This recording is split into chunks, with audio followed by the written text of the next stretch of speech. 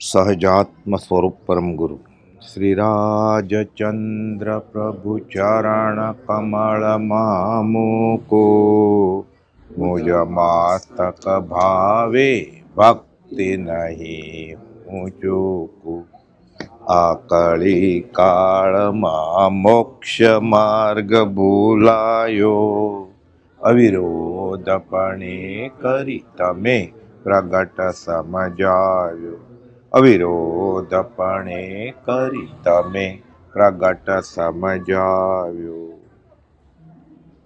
એટલે આ પત્રમાં કઈ પ્રશ્ન છે કે આખો જ પત્ર? 572મો પત્ર વચનામૃતમાંથી મુંબઈથી લખ્યો છે. મુંબઈ, ફાગણવદ સાતમ, રવિ 1951.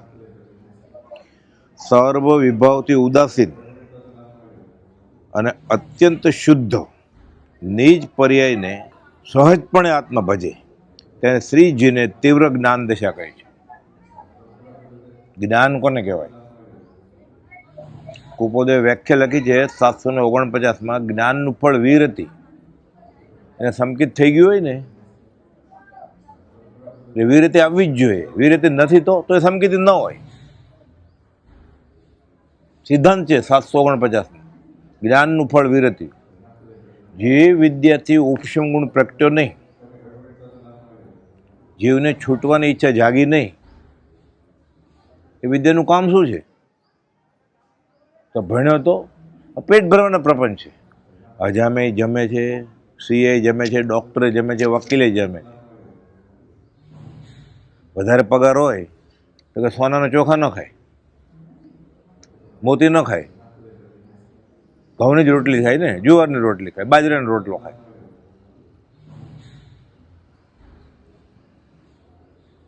અને કદાચ એને ભેગું કરવું છે, પરિગ્રહ પાપનો બાપ છે,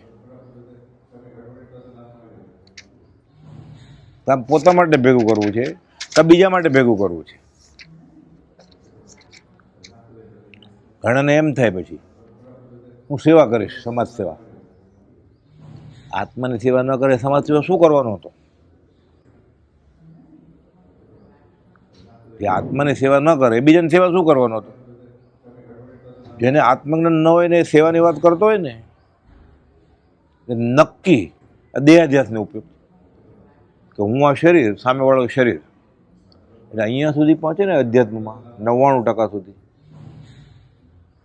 ત્યાં સુધી આત્મજ્ઞાન નથી થયું, ક્રિયા બહુ કરે છે, એટલે સુધી પહોંચી ગયું. વધુમાં વધુ જૈનેતરમાં શરીરનું કરો એટલે છેલ્લે શું આવીને ઊભું રહે? રસ્તા પડા કરો ને ઝાડવા ઉગાડો. એના કરતાં આગળ લોહીના બાટલા ચડાવો ને મોતિયા ઉતરાવો, બસ પતી ગયું. આત્માનું શું એમાં? આત્માનું શું એમાં? એ કરવું ન કરવું એ વ્યવહારિક સવાલ છે. આત્મામાં એનું સ્થાન જ નથી કાંઈ. 2 પત્રો લખ્યા છે ગોપાલ દ્વે, 703 ને 704. એના છેલ્લા ફકરામાં કહ્યું કે જ્યાં સુધી બને ત્યાં સુધી જ્ઞાની પુરુષના વચનને, એટલે આત્મજ્ઞાનીના વચનને લૌકિક આશામાં ઉતારવાના નહીં. તો પૂછવા આવે આત્મજ્ઞાન, હું બીકોમ ભણું કે બીએસસી ભણું? શું જવાબ આપે? કોઈ છોકરી પૂછવા આવે હું બીકોમ છોકરો ગોતું મુહૂર્ત્યો પરણવા માટે કે બીએસસી ગોતું કે બીએ ગોતું? એને જવાબ આપે? ત્રણેય ખોટું છે. એ ત્રણેયમાંથી જે કરશે મારે જ ખાવાનો છે. જ્ઞાનીના અનુભવ થયો છે.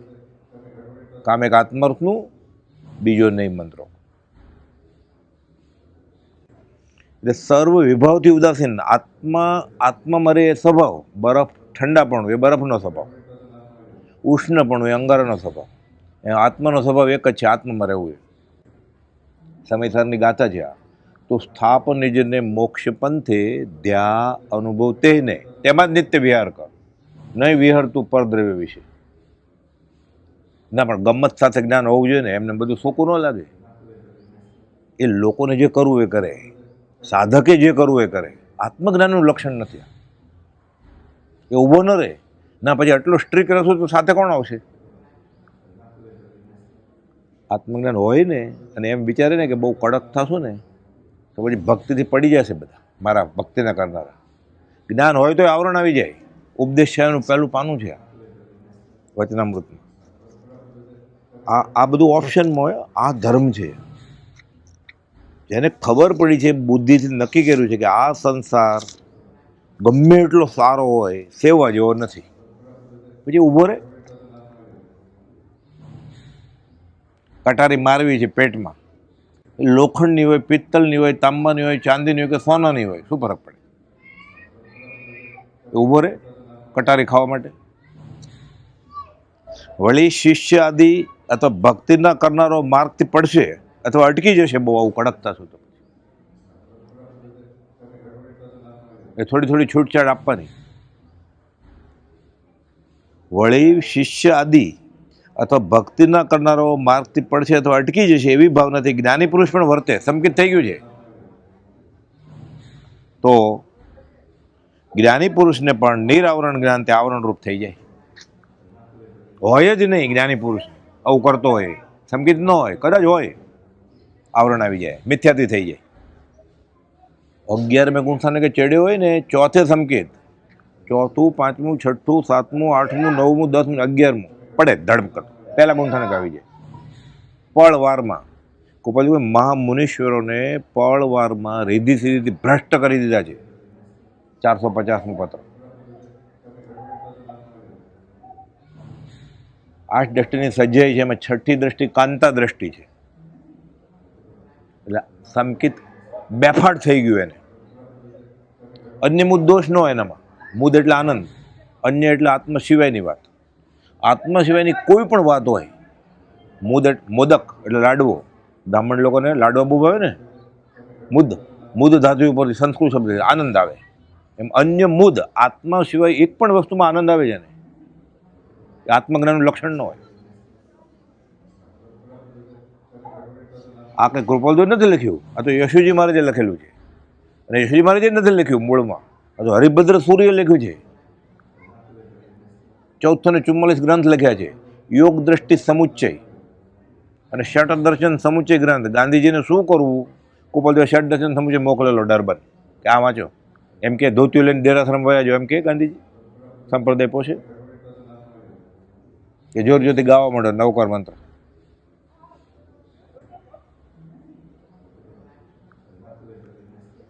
સર્વ વિભાવથી ઉદાસીન એટલે આત્મા સિવાય અને રસ જ ન હોય, ઉદાસ થઈ જાય. વાત ન ગમે આ વિશ્વની આઠે પર ઉદાસ. ઉદાસ એટલે એરંડું પીધેલું નહીં. ઉદાસીનનો અર્થ લખ્યો છે કૃપાલદેવ 358માં છેલ્લી લીટીમાં, સંપણ, મતલબ જ નથી.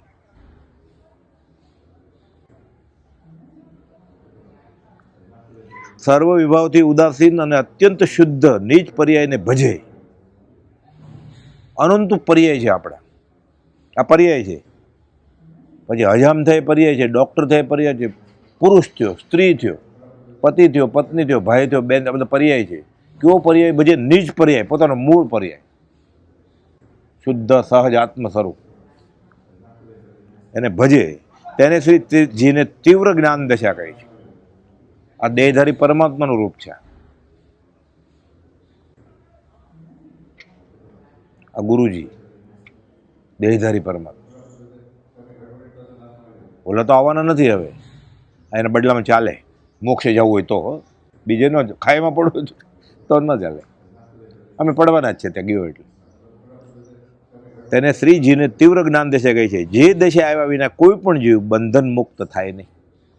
તો છૂટવા માટે અહીંયા આવ્યો હોય તો, છૂટવા માટે નથી આવ્યો એના માટે છે જ નહીં મંદિર. ના, અમે તો ફરવા આવેલા તો છે જ નહીં. આખી 14 રાજલોક તો છે જ ફરવા માટે. મંદિરની શું જરૂર છે એના માટે? એને રખડવું જ છે ને વચનામૃતની શું જરૂર છે?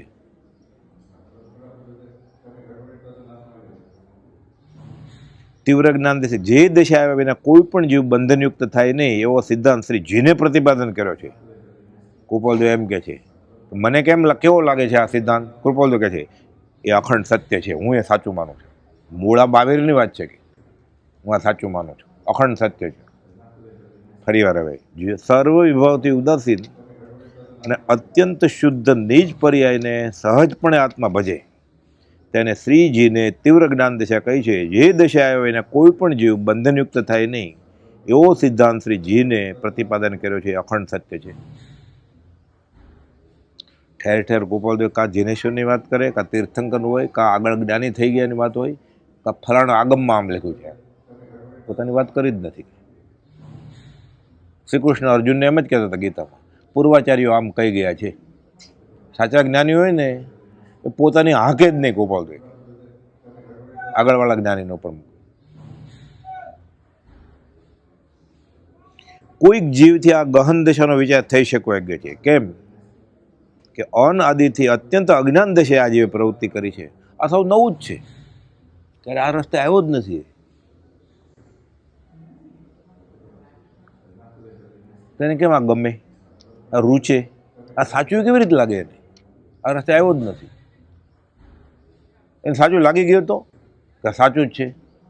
એને વ્યવહાર પોષાતો હોય ને, 5 ઇન્દ્રિય હમણાં આવશે અંદર નીચે, મન એનું રાજી થાય અને 5 ઇન્દ્રિયો પોષાય એટલે સાચું જ લાગે ને.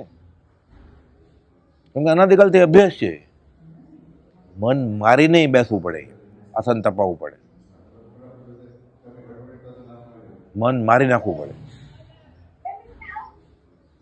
કોઈક જીવથી એ ગહન દશાનો વિચાર થઈ શકવો યોગ્ય છે. કેમ કે અનાદિથી અત્યંત અજ્ઞાન દશે આ જીવે પ્રવૃત્તિ કરી છે. તે પ્રવૃત્તિ એકદમ અસત્યને અસાર સમજાય, તેની નિવૃત્તિ સૂજી જાય એ બનવું બહુ કઠણ છે, બહુ કઠણ છે. એકદમ અસત્યને અસાર કેવી રીતે લાગે એને?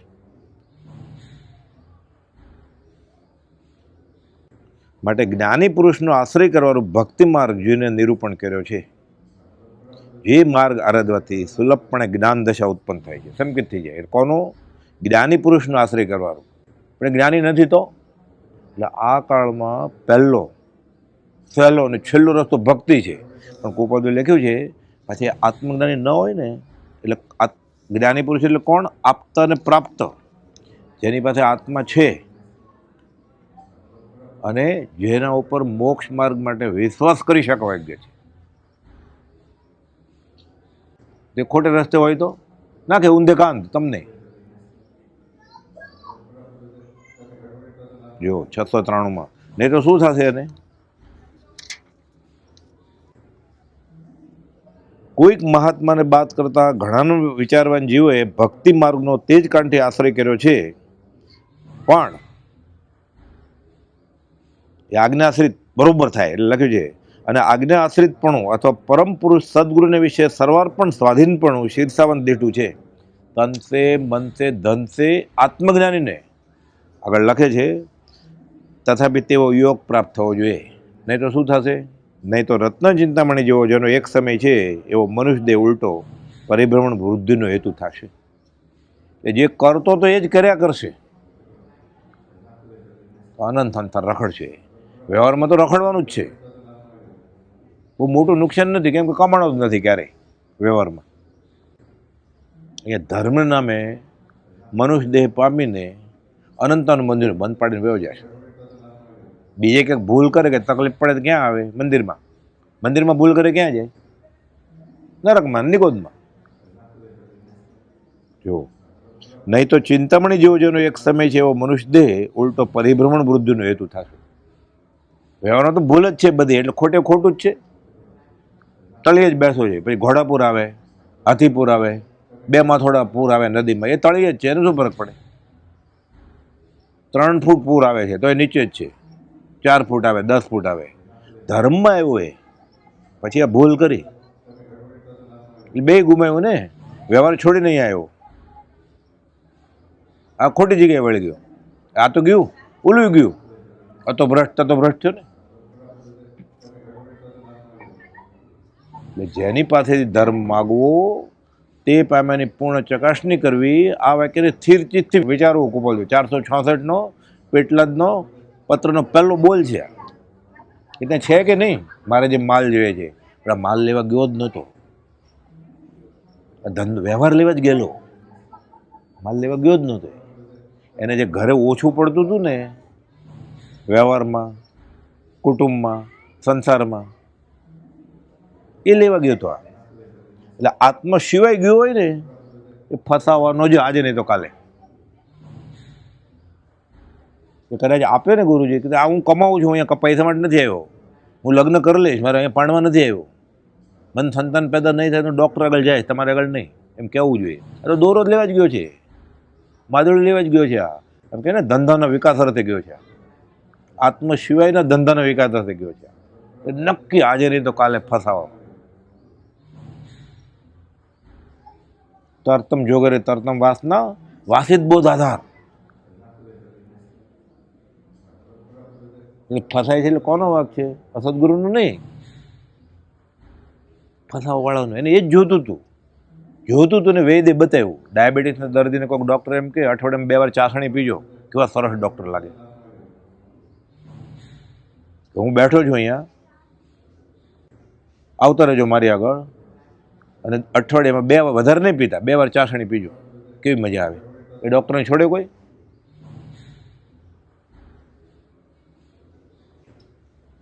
કે છે નહીં તો ચિંતામણી જેવો જેનો એક સમય છે એવો મનુષ્ય દેહ ઉલટો પરિભ્રમણ વૃદ્ધિનો હેતુ થશે. એટલે કોઈક જીવને વિશે આ ગહન દશાનો વિચાર થઈ શકે યોગ્ય છે. થોડા હોય મોક્ષ માર્ગીના મંદિર ઉભરાય તો એ તો 250-300 વર્ષ પહેલાં દેવચંદ્રી મહારાજે લખ્યું, દ્રવ્ય ક્રિયા રુચિ જીવડા, ભાવ ધર્મ રુચિહીન. કેમ? ઉપદેશે પણ ટેવા. શું કરે જીવ નવીન? અહીંયા તો કોઈ સાંભળે એમ નથી, એટલે ચંદ્રાનંદજીને પત્ર લખ્યો ત્યાં દેવચંદ્રી મહારાજે, મહાવિદ્ય ક્ષેત્રે તીર્થંકર એને કે અહીંયા કોઈ સાંભળે એમ નથી, એટલે લેટર લખ્યો કે દ્રવ્ય ક્રિયા રુચિ જીવડા, એટલે બહારની શરીરની ક્રિયા બહુ ગમે છે. ધર્મના નામે નાચો, કૂદો, તોરણ બાંધો, અબીલ ગુલાલ, રંગ રાગ ગાન તાન, સ્વાદિષ્ટ ભોજન, મ્યુઝિક, હાર્મોનિયમ. દ્રવ્ય ક્રિયા રુચિ જીવડા, ભાવ ધર્મ રુચિહીન. આત્માનો ધર્મ સર્વ વિભાવથી ઉદાસીન કઈ છે જ નહીં. આવું કેમ થયું? ઉપદેશ પણ ટેવા. શું કરે જીવ નવીન? આત્મજ્ઞાનના માર્ગે આ જીવ અનાદિકાલથી આવ્યો જ નથી. જો એને સંકિત થઈ ગયો તો સવાલ જ નહોતો. અને તો ખબર જ નથી રસ્તો. અને કુપોલે લખ્યું છે, અસત પુરુષ હોય ને એ જીવની રુચિ પ્રમાણે પીરશે. પહેલાના જમાનામાં પાણકોરાને ધોતિયા મળતા, સાડી મળતી હતી એટલે મળે. એ મોટા મોટા શહેર હોય ને, મુંબઈ, બેંગ્લોર, દિલ્હી, તે સાડી કે ધોતી એવું મળે જ નહીં. અમુક જ દુકાન હોય તો જવું પડે દૂર દૂર. કેમ? ઘરાકી નથી. એવા ઘરાકો એવો માલ રાખે ને બધા, તો વ્યવહાર થયો ને. ધર્મમાં એવું થઈ ગયું છે, ઘરાકી પ્રમાણે માલ. ગમે એવું ગમે, સત્સંગનો ભાગ હોય જ નહીં. નામ બોર્ડ મારી દો લોખંડના, કોતરેલું, સોને કોતરેલું, ડાયમંડે કોતરેલું, કે સત્સંગ, એટલે સત્સંગ થઈ જાય. મીઠાના ગાંગડે ભર્યો હોય, પછી મશીનમાં નથી ગયા, પાવડર નથી થયું, ઉપર લખી નાખો સાકર, એ દૂધ પાકમાં નાખો તો શું થાય? 24મા પાઠમાં કુપોલે લખ્યું છે શું થાય. મોક્ષમાળા શિક્ષા પાઠ 24.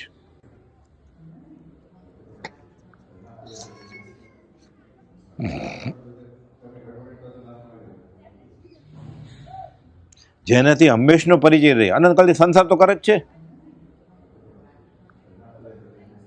તમારા પ્રશ્નનો જવાબ અહીંયા આવી જશે. આમાં જેનાથી હંમેશનો પરિચય રહી, રાગ, રંગ, ગાન, તાન અને સ્વાદિષ્ટ ભોજન સેવાતા હોય, તે તમને ગમે તેવું પ્રિય હોય તો પણ નિશ્ચય માનજો કે તે સત્સંગ નથી પણ કુસંગ છે. બોર્ડ મારી દીધું સાકર, નાખે દૂધમાં તો ખબર પડે ને. દૂરથી તો સાકર જ લાગે છે. આપણે શું કરીએ છીએ? માર્કો જોઈને માલ ખરીદીએ છીએ. માલ જોઈને માલ ખરીદે છેતરાય નહીં. માર્કા લખ્યું જ મોટા અક્ષરે સાકર, માર્કો જોયો ને આપણે, લઈ આવ્યા, કિંમત ચૂકવી દીધી. પછી માલ વાપરશે ત્યારે ખબર પડશે ને. જે માલ જોઈને લાવ્યો એ ન છેતરાય. પણ મોંઘો હોય, અહીંયા સસ્તું મળે છે. સસ્તું મળે ચાલે, માથા સાટે મોંઘી વસ્તુ સાપડવી નહીં સહેજ જોઈને. પ્રથમ પહેલાં મસ્તક મૂકે, વળતી લેવું નામ જોઈએ. એ પાછું ગાતો હોય હાર્મોનિયમ ઉપર. એ તંબુરા બાજુ મૂકવા પડે, શરણાઈ બાજુ મૂકવી પડે, તબલા બાજુ મૂકવા પડે. ગાયન વિલાપ તુલ્ય છે. ગાય ભક્તિ સંગીત જેવો શબ્દ જ નથી. આ 5 ઇન્દ્રિયોને પોષવી છે ને, એને નાખ્યો છે આવું. ભક્તિ સંગીત રામ રહીમ હારે હોય ક્યારે? મોહમ્મદ ને મહાવીર. ભક્તિ સંગીત લખ્યું હોય ચાલે ને. લગ્નમાં સંગીત સંધ્યા ને આત્મજ્ઞાન જોઈએ ત્યાં ભક્તિ સંગીત, ખાલી શબ્દ થોડોક આગળ ભક્તિ મૂકી દીધી, તો ઓલા ભક્તિ જ કરે જ ને. પૈસો મારો પરમેશ્વર, બૈરી મારી ગુરુ, છોકરા છે શાલિગ્રામ, કોની સેવા કરું, એ ભક્તિ જ કરે જ ને સંસારમાં. એ લગ્ન કરીને મારવા માંડે પતિને, એ ભક્તિ જ કરે જ ને. પ્રભુજી કહેતા પૈસો મારો પરમેશ્વર, બૈરી મારી ગુરુ, છોકરા છે શાલિગ્રામ, કોની સેવા કરું. ધર્મ થઈ ગયો ને, આ ભક્તિ ન હોય એમ કહેતા પ્રભુશ્રીજી. જેનાથી હંમેશનો પરિચય રહી રાગ રંગ ગાનતાન અને સ્વાદિષ્ટ ભોજન સેવાતા હોય તે તમને ગમે તેવો પ્રિય હોય તો પણ નિશ્ચય માનજો કે તે સત્સંગ નથી પણ કુસંગ છે. ચપ્પલ પહેરતા પહેરતા, બૂટ પહેરતા પહેરતા જો સત્સંગમાં જવું હોય તો, બાકી દુનિયા 14 રાજલોકમાં ખુલ્લા જ છે રસ્તા, એના માટે વિચારવાનું છે જ નહીં, કંઈ કરવાનું જ નથી. કેમ કે મરીને ક્યાં મોક્ષ વયો જવાનું છે, રખડવાનું જ છે ને એને. એના માટે પ્લાનિંગ ક્યાં કરવાનું છે, કઈ જેલમાં જાવે, એ જેલમાં જ છે, એને શું પ્લાનિંગ કરવું કે 11 નંબરની કોટડીમાં જાઓ કે 10 નંબરમાં કે 13 નંબરમાં જાઓ. અરે 13 નંબરમાં જ છે.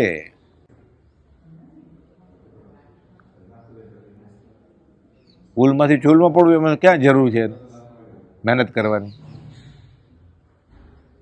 છે જ નહીં વ્યવહાર માટે. હું પરણું એટલે મંદિરમાં જઈએ, ગુરુજી પાસે જઈ આવો, મને છોકરા થાય તો તું પરણવાનું નથી, છોકરા નથી થવાના, તું મોક્ષે વહી જવાનો છો.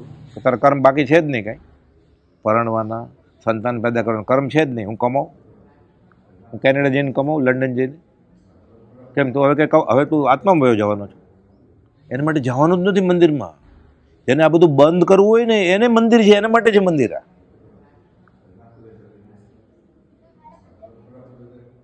એને પાસપોર્ટ સરેન્ડર કરી દેવો છે ને એના માટે છે મંદિર. એને જવું જ છે, 14 રંગમાં રખડવું છે, એના માટે મંદિર હોય. એના માટે માનતા માનવું, એના માટે ગુરુજીની જરૂર પડે. કે મારે ખાઈમાં પડું, જરા રસ્તો બતાડો ને, ગુરુજી હું ખાઈમાં જ છું, આવી જા મારી આગળ. પ્રભુશ્રી કહેતા સાપને ઘરે સાપ જાય, દર હોય ને એમાં સાપ પેસે ને ઉંદડાઈ જાય, એટલે સાપને એમ થયું કે આમાં ઉંદડો છે, ગયો તો બીજો સાપ મળે સામે, એને કોઈ ઉંદડો આવે છે. સાપને ઘરે સાપ જાય, જીભ ચાટીને પાછો આવે, પાછો આવે તો વાંધો નહીં, જીભ કપાવી નાખે છે. એટલે આત્મા સિવાય ગયો હોય ને, એટલે બૂટ પહેરતા પહેરતા, ચપ્પલ પહેરતા પહેરતા, વરસાદ છે ને બહુ, સત્સંગમાં જાઉં છત્રી લેતા ખોલતા આ વાંચવાની 2 લીટી, બૂટ ચંપલનું ખાનું હોય ને આશાતનું થઈને ઉપર લખી નાખવાનું, જવાનું જ્યાં જવું હોય તે જવાનું 14 રાજલોકમાં. એ જીવ તને જેમ ગમે એમ કર, છૂટ છે ને. ધણીનો કોણ ધણી હોય? આત્માનો કોઈ ધણી નથી કાંઈ. ધણીનો કોણ ધણી હોય?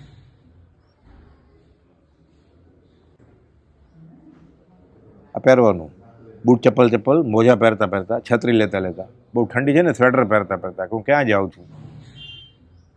સત્સંગમાં જાઉં છું. આ છે જેનાથી હંમેશનો પરિચય રાગ રંગ ગાનતા અને સ્વાદિષ્ટ ભોજન સેવાતો હોય તમને ગમે તેવો પ્રિય હોય તો પણ નિશ્ચય માનજો કે સત્સંગ પણ કુસંગ છે. હવે જ્યાં જવું હોય તે જવાનું. પછી એ પ્લાનિંગ સાથે આપઘાત કરે, ઘણા જતા આપઘાત કરવા જાય ને રસ્તામાં, જોક છે. એક ભાઈ અડધી રાત્રે નીકળ્યા હતા, ઘણા વખતથી મહેનત કરે કે આ સંસારમાં કંઈ રહેવું, આપઘાત કરવા જતા. આ તો મોટી ટોર્ચ હતી, લાકડીને એવું બધું. એક ભાઈ બીજા મળ્યા એની જેવા જ, કે તું ક્યાં જાય? તો કે આપઘાત કરવા. તો કે ટોર્ચનું શું કામ? તો કે પથ્થરો ઠેસ ન વાગે એટલે. અને મરવું છે તો ટોર્ચ લઈને જાય છે, કે પથ્થરો ભટકાવું નહીં એટલે. તો લાકડી કંઈ કૂતરા બૂતરા આવે તો પાટે પડવું હતું ટ્રેનમાં. એ નક્કી કર્યું કઈ રીતે આપઘાત કરવો, ધર્મ નામે આપઘાત કરવો, એટલે મંદિરમાં જઈને આપઘાત કરે છે. મરેલો જ છે તો ક્ષણ ભયંકર ભાવ મરણે, એને માટે મંદિરની જરૂર હોય આપઘાત કરવા માટે? તો એ અરે મૂર્ખા કુપોદો 16મે વર્ષે ખીજાય છે, ભાવચક્રનો આંટો એકે નહીં ટળ્યો, ભાવ મરણ કર્યા કરે. કોને માટે છે? 14 રંગમાં રખડે જ છે જો ઓફિશિયલી, એના માટે છે જ નહીં. આ તો ભૂલથી ભટક્યો ધર્મ નામે, એને માટે છે. આ કુપોદે લખ્યું ને જળલ જ્યોતિ સ્વરૂપમાં આર્ય પ્રજાને આપશું. એક ભાઈ પ્રશ્ન પૂછેલો કે આમ કેમ લખ્યું? અનાર્ય માટે તો કંઈ છે જ નહીં ધર્મની વાત, પણ અહીંયા અનાર્ય થઈ ગયો છે. આર્ય પ્રજાને આપજો ભય ભંજન ભગવાન, તો એમ કેમ લખ્યું? અનાર્યને કેમ જોતો છે ધર્મ, તો આ અનાર્ય જ છે કે મારે નથી જોતો, મને ત્યાં મંજૂરી નથી મળતી એટલે હું અહીંયા પડ્યો છું ગટરમાં, એટલે મારે સારી ગટરમાં જવું છે, ઊંડી આની કરતા.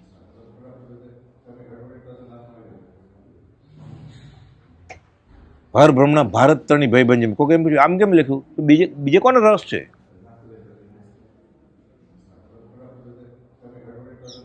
એને તો રસ જ નથી, મને એ જ ગમે છે એટલે જ આવ્યો છે અહીંયા. એટલું બફમ ચાલે છે. મુખ્ય અંતરાય હોય તો જીવનો અનિશ્ચય છે. વચનામૃત 826 છે, જેનો નિશ્ચય જ નથી કે મારે શું કરવું છે, અને પદાર્થનો નિર્ણય નથી થયો. વચનામૃત 254. એટલે ભૂલ થાય જ ને. આ નક્કી કરવું પડે. સસ્તું મળે જ ને, સસ્તું ચાલે. એક હોય 3 કાળમાં પરમારથનો પંથ, 2 રસ્તા ન હોય. એટલે કહે છે કે કોઈક જીવથી આ ગહન દશાનો વિચાર થઈ શકે છે, અને જ્ઞાની પુરુષનો આશ્રય કરેલો ભક્તિમાર્ગ જેને નિરૂપણ કર્યો છે, પણ એ ક્યાં? આપ્ત અને પ્રાપ્ત હોય તો. મને જે ગમે છે એવું કાંઈ ન હોય ત્યાં તોય, અને બધું ગમે એવું મળી ગયું, એટલે એને 2 દિવસમાં, 2 અઠવાડિયામાં, 2 મહિનામાં, 2 વર્ષમાં ધર્મ મળી ગયો ને, આત્મા મળી સમકી. જેને માટે યોગીઓ ભવ ખાધા પીધા વગર લટકી ગયા છે, તોય આત્મા હાથમાં નથી આવ્યો, અને એટલું સહેલાઈથી મળી ગયું. 5 ઇન્દ્રિયોમાં તરબોળ, તોય.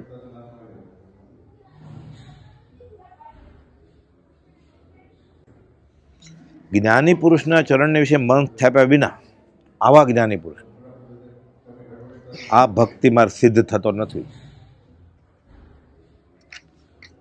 જેથી ફરી ફરી જ્ઞાનીની આજ્ઞા આરાધવાનું જીન આગમમાં ઠેકાણે ઠેકાણે કથન કર્યું છે. જ્ઞાની પુરુષના ચરણમાં મનનું સ્થાપન થવું પ્રથમ કઠણ પડે છે. આવું ક્યાંથી ગમે? એટલે વયો જ જાય ને, વયો જ જાય ને. મોક્ષ માર્ગના ટોળા હોય. તે સાંભળ્યું, હાઈવે ઉપર 150 સિંહ જતા હતા, અમે ઈડર જતા ત્યારે રસ્તામાં 200 ચિત્તા હતા એક સાથે, વાઘ ટોળા હોય મોક્ષ માર્ગ. જૈનેતરમાં આ જ કહ્યું છે, શૈલે શૈલેન માણિક્યમ ચંદનમ નહીં વને વને સાધવ નહીં સર્વત્ર મૌક્તિકમ ન ગજે ગજે. બધા હાથીના માથામાં મૌક્તિક ન મળે, એરાવત હાથીના માથામાં મળે. બધા જંગલમાં બાવળિયા જ મળે, ચંદનના ઝાડવા હોય.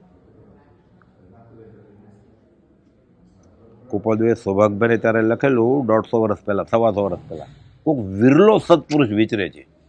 કોઈક વિરલો, કોણ? પોતે હતા ને. કોઈક વિરલો સત્પુરુષ વિચરે છે.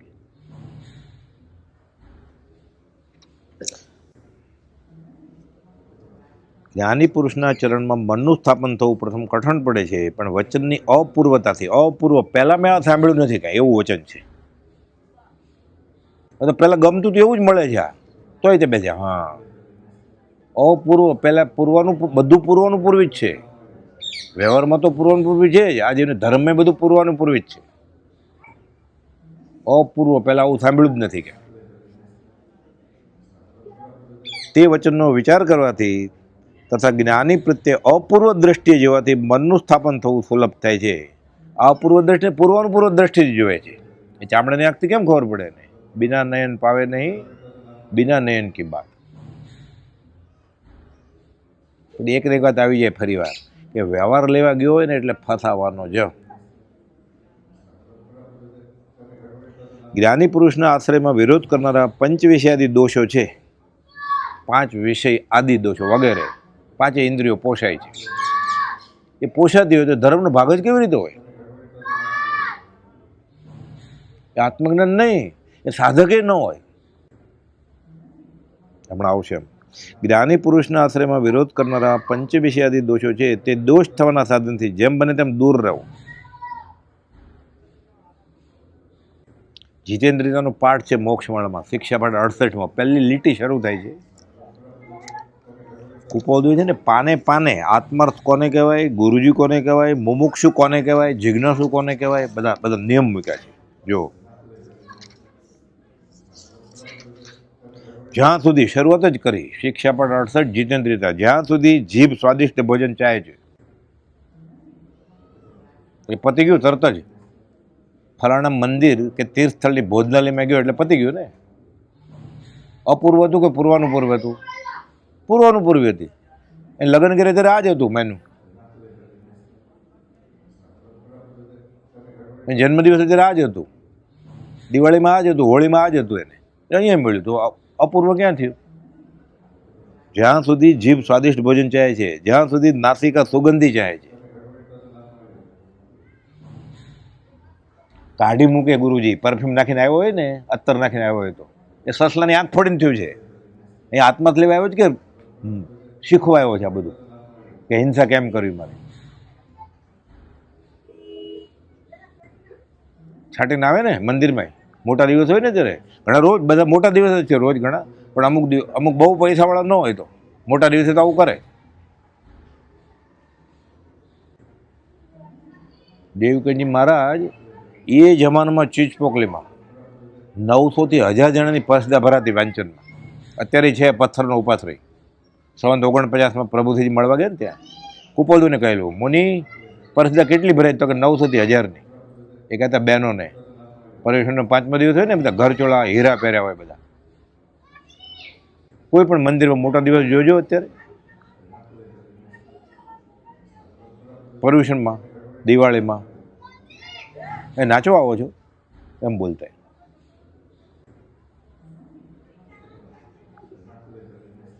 જ્યાં સુધી જીભ સ્વાદિષ્ટ ભોજન ચાહે છે, જ્યાં સુધી નાસિકા સુગંધી ચાહે છે, જ્યાં સુધી કાન વારંગના ગાયનને વાજિંત્ર ચાહે છે,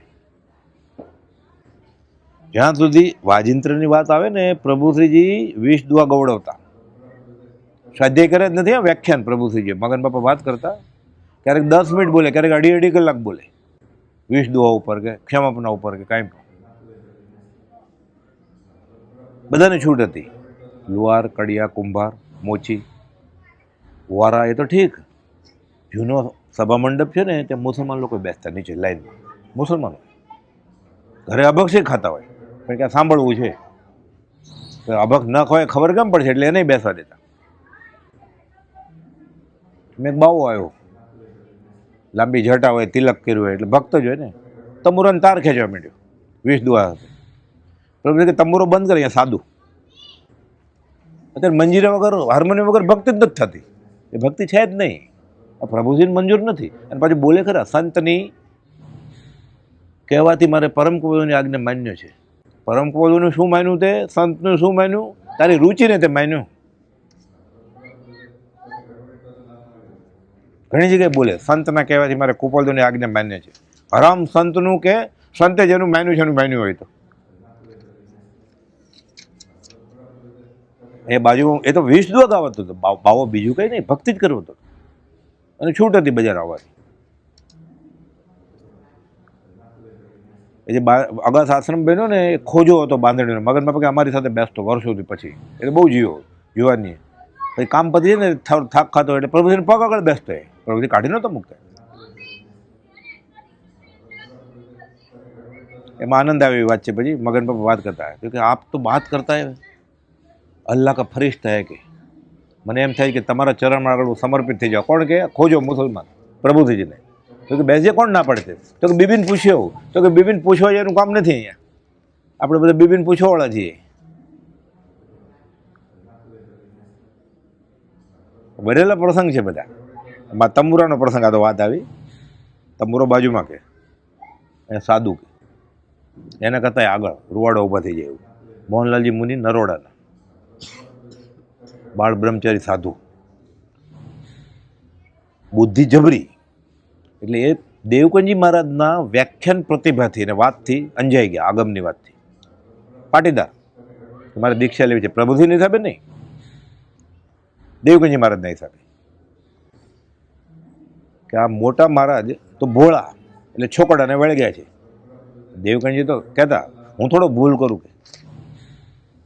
પછી પ્રભુજી લખે છે જાહેરમાં બોલેલા પછી દેવકીના ડાપણનો ભૂસાડીઓ થઈ ગયો એ માનવા માંડ્યો.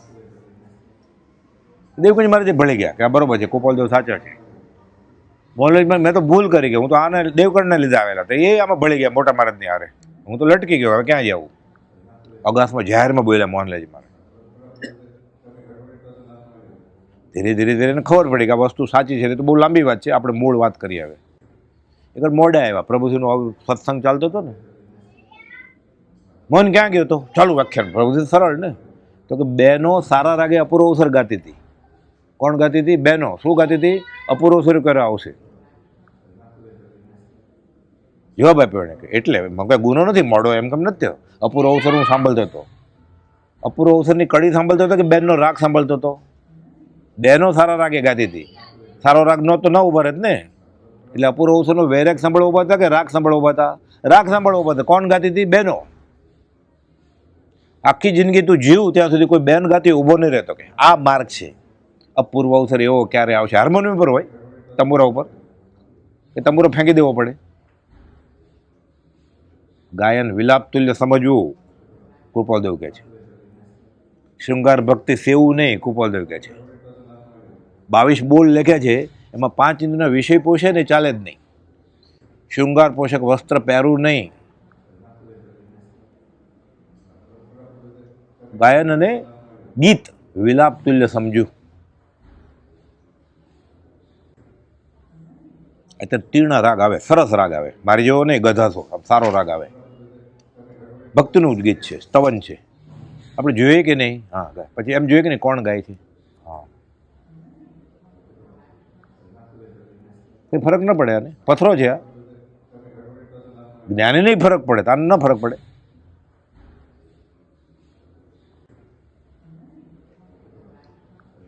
મના છે આ. ગેલેરીમાં ઊભો છે, 6ઠ્ઠે માળે, શરણાઈ વાગે છે ને લાંબુ બધું પ્રોસેશન. એક 18 વર્ષની નવયુવાન છોકરી છે, રૂપાળી, મિસ ગુજરાત, મિસ યુનિવર્સ. અને બીજી 81 વર્ષની છે, ડોશી, 3 પગવાળી, લંગડી, વાલ છૂટા, કદરૂપી, નાક કાન છેદેલી. સરખો જ ભાવ હોય બંનેને જોઈએ તો. સુદર્શનજી શેઠ ડરતા હતા, પ્રભુથી ડરતા હતા. પ્રભુજી શું માગ્યું ગોપાલદેવ પાછળ પ્રથમ મિલનમાં? બ્રહ્મચર્યની દ્રઢતા. 2 છોકરાના બાપ આગળ. ના, મારે તો કઈ વાંધો જ નથી, એટલે હું આગળ ને પ્રભુજી કરતા. અમલભાઈ પત્રમાં લખ્યું છે કે એક પત્નીથી હું સંતાઈ ગયો છું, પૂરો સંતોષ થઈ ગયો છે. જગતની સ્ત્રીઓ પર મારી વૃત્તિ હજી ખેંચાય છે.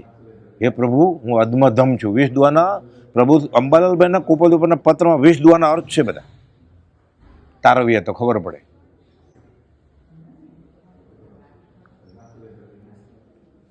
આ પ્રતિક્રમણ ગોપાલદેવ જાણે જ છે.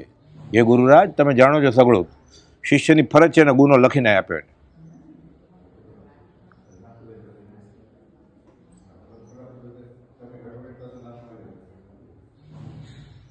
આ તો એક અછરો જ છે ને. પ્રભુજીજી 25 વર્ષની પત્ની છોડીને ગયા છે, 1.25 મહિનાનો છોકરો. એ એમ કહે છે કે મારે બ્રહ્મચર્યની દ્રઢતા જોઈએ છે. 2 છોકરાના બાપ પાસેથી, હજી 2 છોકરા બાકી છે. કોના વખાણ કરવા? ગોપાલદેવના કે પ્રભુજીજીના?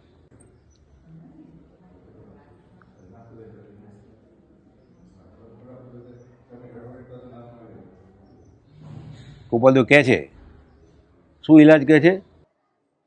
ના ના, બસ તમે બ્રહ્મચારી જ છો, દીક્ષા લઈ લીધી જ ને. એમ કે છે સ્વાદિષ્ટ ભોજન કરવું નહીં. કદાચ કોઈ શ્રાવક આપી દે તો નાના સાધુને આપજો. અથાણા ખાઓ નહીં. કારણ વગર ચા અને છીકણી ઓરાવવું નહીં. કારણ વગર. તો કારણ કયું હોય? શરદી થઈ જાય ને તો દવા નહોતા લેતા. ડૉક્ટર પ્રિસ્ક્રિપ્શન લખી દે ને પછી એ દવા લેવા, એ સાધુ લેવાય નહીં. ઉદ્દેશિક આહાર કહેવાય. ગોચરીનો પહેલો દોષ છે. એ છીકણી સૂંઘે એટલે નાક સાફ થઈ જાય, એટલે 2-3 દિવસમાં શરદી મટી જાય. પછી વાયરલ ઇન્ફેક્શન હોય તો ચા શા માટે? એમાં સૂંઠ નાખે, શરદી મટી જાય, ઉધરસ મટી જાય, ખાંસી મટી જાય. આ કારણો જ લાવજો ને નહીં લાવતા એમ. અત્યારે બધા આશ્રમમાં 4નો ઘંટ, સવારે 7 વાગે અને બપોર 3 વાગે, એટલે ઊંઘ ન આવે. એ પીવી તોય ઊંઘ આવે છે. કે જાવ એટલે ઊંઘ ના આવે ને એટલે, પણ તને ફાયદો થયો? એક નાના નાનું વ્યસન નથી છૂટતું, અને અનંતકાળથી આજ સુધીમાં જે આત્મા હાથમાં નથી આવ્યો, હાથમાં આવી જશે. હોય જ ને બધા મંદિરમાં ચાહનો ઘંટ સવારે 8 વાગે ને બપોરે 3:20. એટલું નાનું લફરું નથી છૂટતું, તો અનંતકાળમાં જે મળ્યું નથી એ સીધું મળી જશે.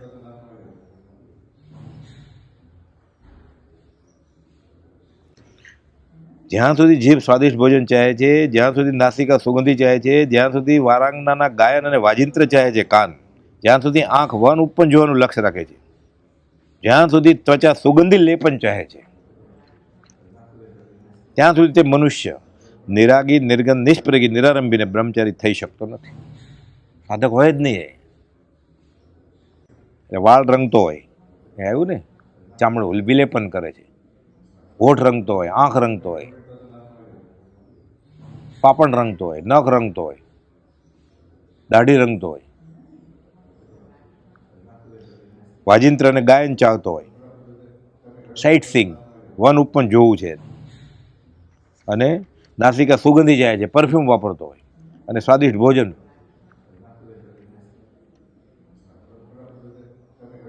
ત્યાં સુધી સાધક બની શકે નહીં. ગુરુજીની ક્યાં વાત છે? આત્મજ્ઞાનની ક્યાં વાત છે? એ મુમુક્ષુ જ નથી. એ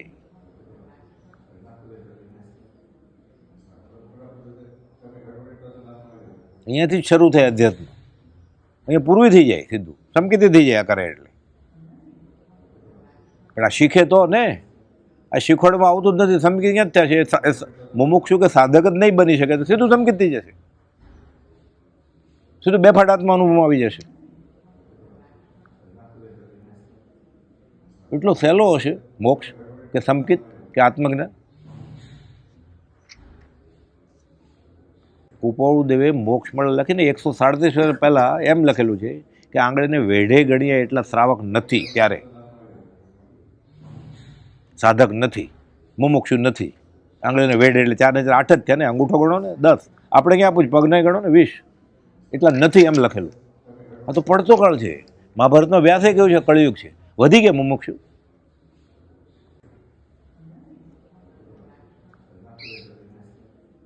એટલે નાટક ચેટક કરે એટલે આત્મજ્ઞાન થઈ જશે.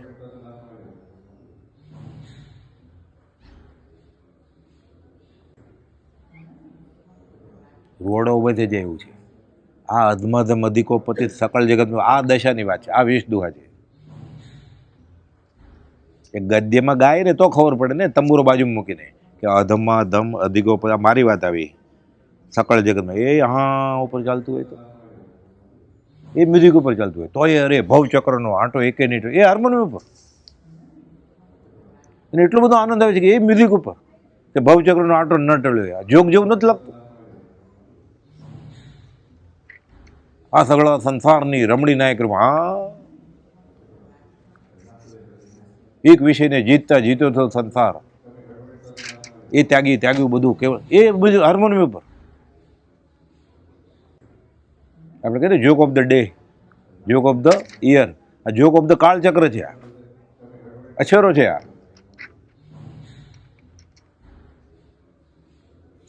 આ તો મોક્ષ મળેનો જીતેન્દ્રિય 68મો પાઠ છે. એ તો હવે નાના હતા ત્યારે વાંચ્યું છે, હવે મોટો થઈ ગયો છે.